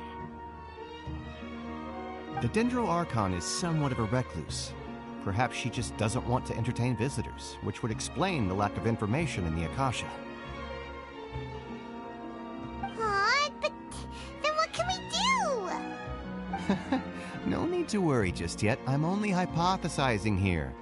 You could certainly try asking around and see if anyone else has ideas. And besides, you two should consider the bright side of things. Not being able to see Lesser Lord Kusanali may not be a bad thing. In this world, there will always be information you cannot obtain from the Akasha and things you can never accomplish. Knowing when to yield is a form of wisdom. Take me, for example. It's a miracle if my brain cells can spit out one paper every 3 years. But Tighnari? That guy can publish 3 papers in just a single year. Okay. Thanks for your advice.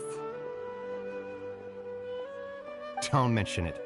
If you two ever want information about things like who's been promoted within the academia or relations between the 6 great sages, come find me.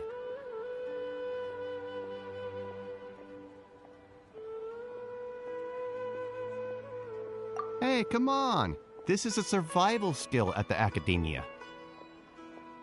Oh, Paimon's expectations were pretty low, but this is so low it's like digging holes in the dirt. So what do we do now? Even if we want to talk to someone, we don't know anybody here. Huh? Like who?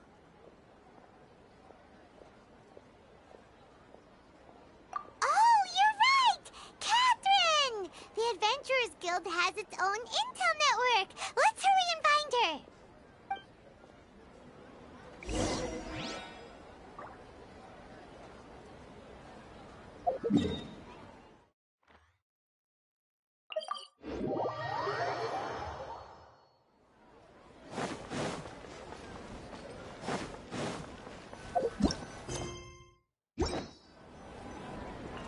Ad Astra Abyssosk. Hello, Traveler and Paimon. Catherine, we need your help with something. Understood. The Adventurers Guild is always ready to serve you. With what do you require assistance? We want to meet with Lesser Lord Kusanali. Do you know a way we can do that? You two wish to meet with Sumeru's Archon. Understood. Please wait.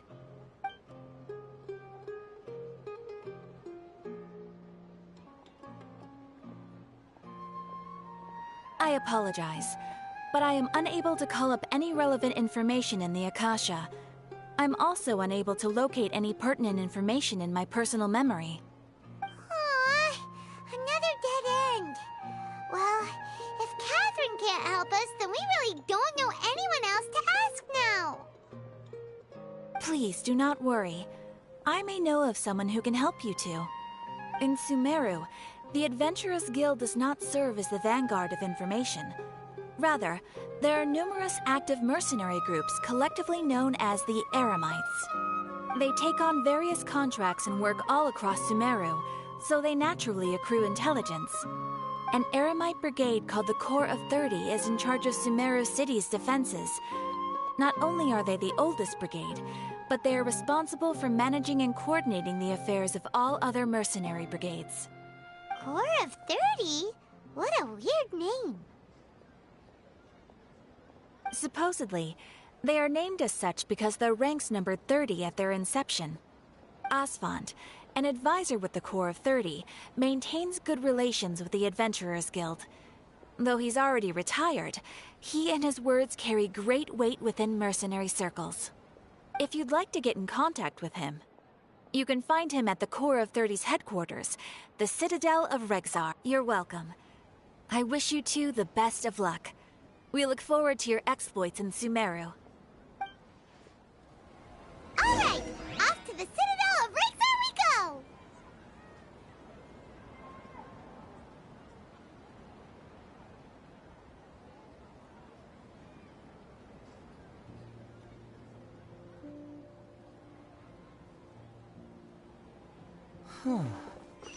My intuition tells me...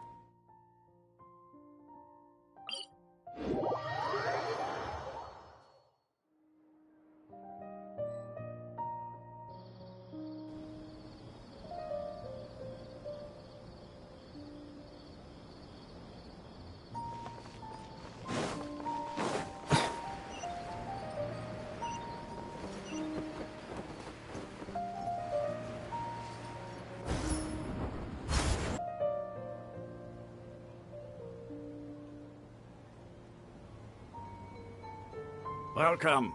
The Adventurers Guild told me to expect you two. It's nice to meet you, Asfand. We'd like to ask you about something.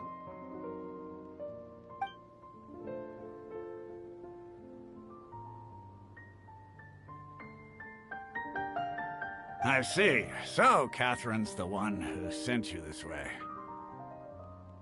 Ha! It's true that the Eremites' network is vast, but even I can't help you meet the Dendro Archon. Wait, seriously? That's it? Afraid so. The Eremites aren't terribly religious, so we don't know much about divinities. As far as the Akasha goes, we can access even less than you. We originally came from the desert. The gods there died off long ago. Since those days, we've used our own two hands to carve out a living. We don't beg gods for their aid. It isn't just us, though. If you ask me, I think most in Sumeru aren't interested in Lesser Lord Kusanali. Oh? Why's that? Just take the Academia, for example. They're the ones who truly rule Sumeru. Although they believe in gods, most of them only care for the late Greater Lord Rugurdevada. In their eyes, she was the one who founded Sumeru and gifted us with the Akasha. Lesser Lord Kusanali just happened to inherit her legacy. Because of the Academia's influence, most citizens are more familiar with Greater Lord Rugurdevada and hold her in greater esteem. Not to mention that Lesser Lord Kusanali never makes an appearance, and the Academia never announces anything about her. As far as the people of Sumeru are concerned, she's just a god that exists. And that's all. Really? Aw. After hearing all of that, Paimon sort of feels bad for Lesser Lord Kusanali. Ha! But who knows? We're all just guessing when it comes down to it. Besides, I'm sure the God of Wisdom doesn't worry about her reputation among people like us. All right. Well, thanks for the info, Asfand. No problem. Always happy to help out the Adventurers Guild.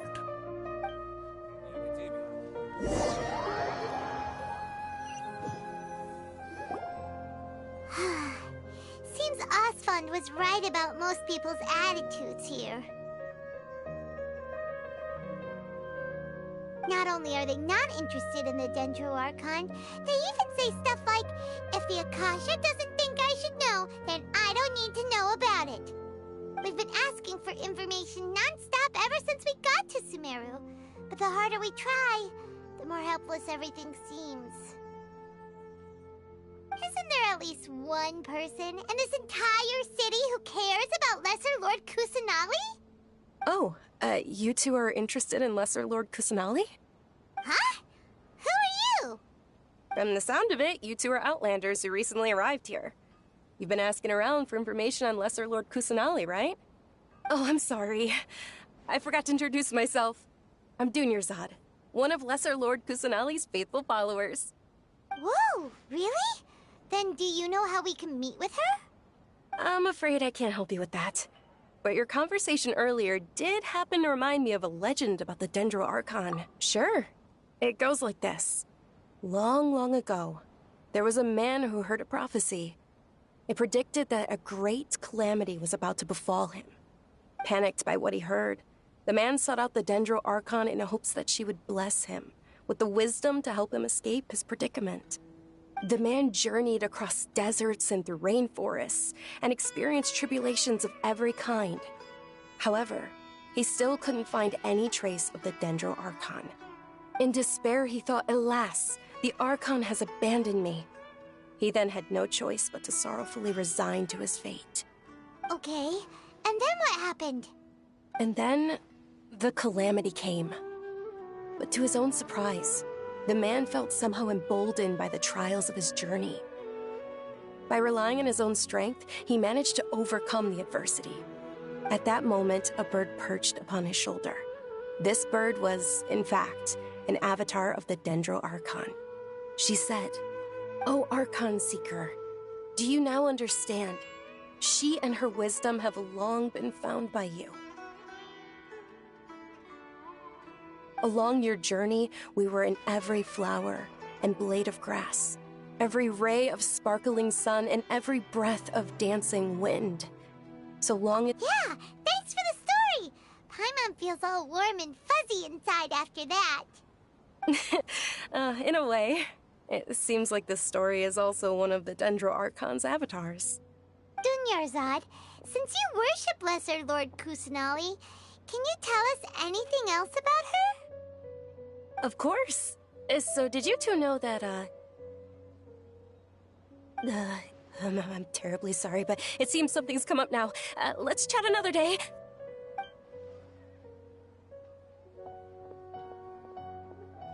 Hey, wait!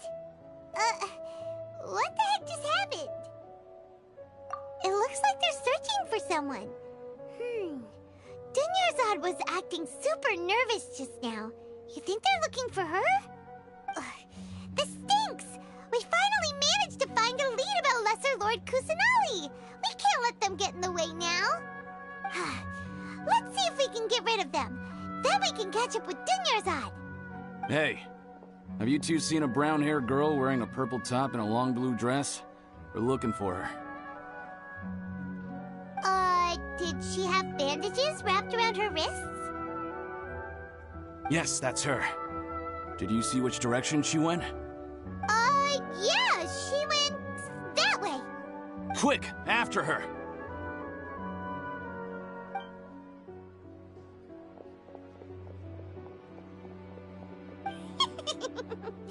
That should keep him busy for a while. Let's hurry and find Dunyarzad.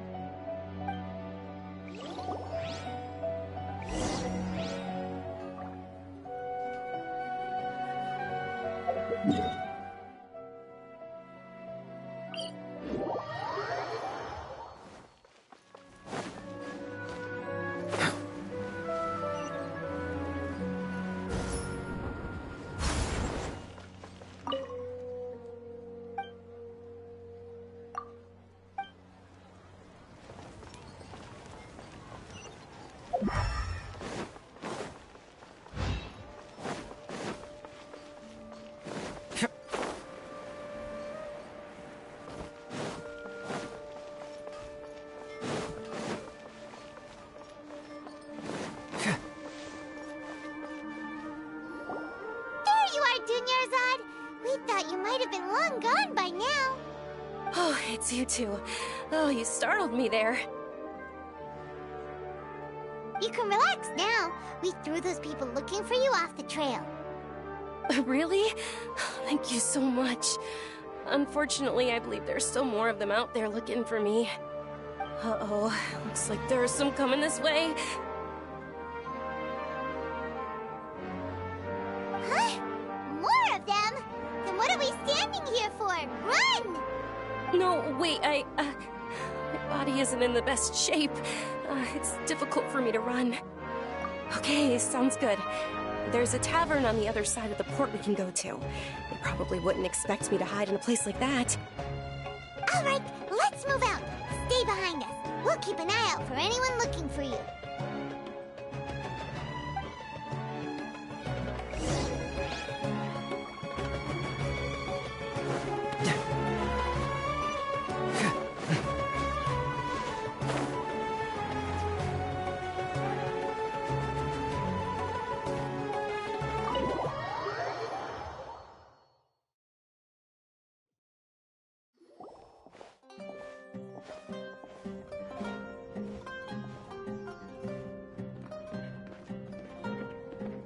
We made it. Oh, they shouldn't be able to find us now. Wait, stand down, Dia.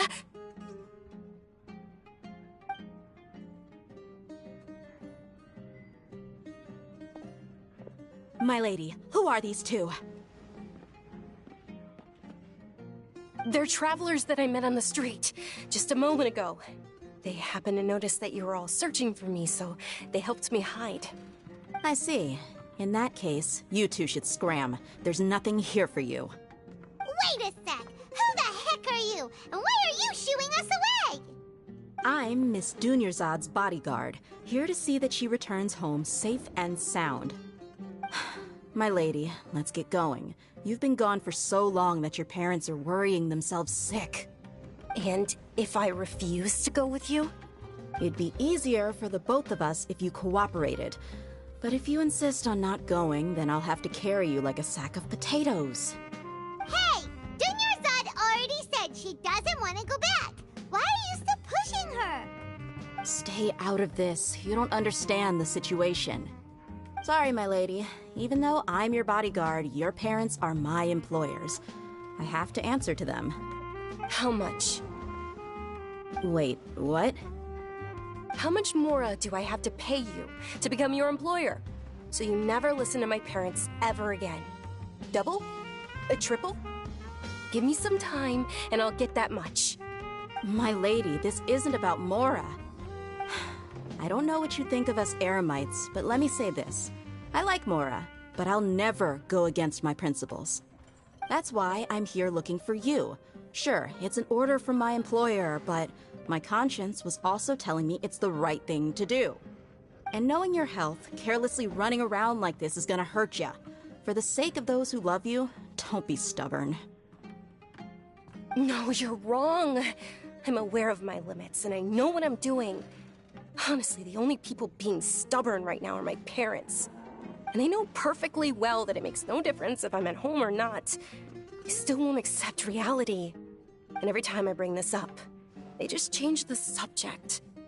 Dia, you've been living with us a long time already. This should be old news to you. Dia, I know it hasn't been easy for Mother and Father, and I'm grateful for everything they've done for me. But there's someone else in this world I'm also grateful to. Because she saved me. The love I have for her is the same I have for my parents. This is my life and my last chance. So I want to do something meaningful.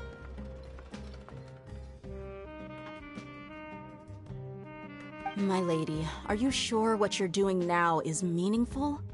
Yes, I'm sure. At least, it is to me. Fine, I won't ask you to return home anymore.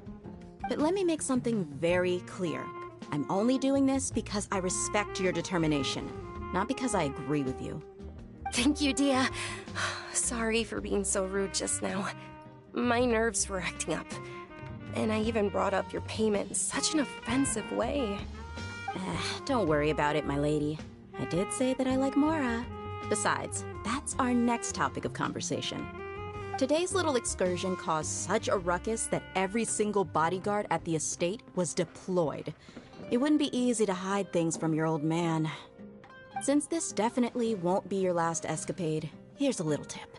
You should at least make it look like your room and things are still in order when you leave. Also, you'll need someone to cover you for when you're out and about. So, I'll let you hire me, my lady. This way, everyone wins. As for the pay, let's say half of what your father pays me. We can settle the bill when we return to the estate. Okay, deal. Yay! Looks like they've reached an understanding.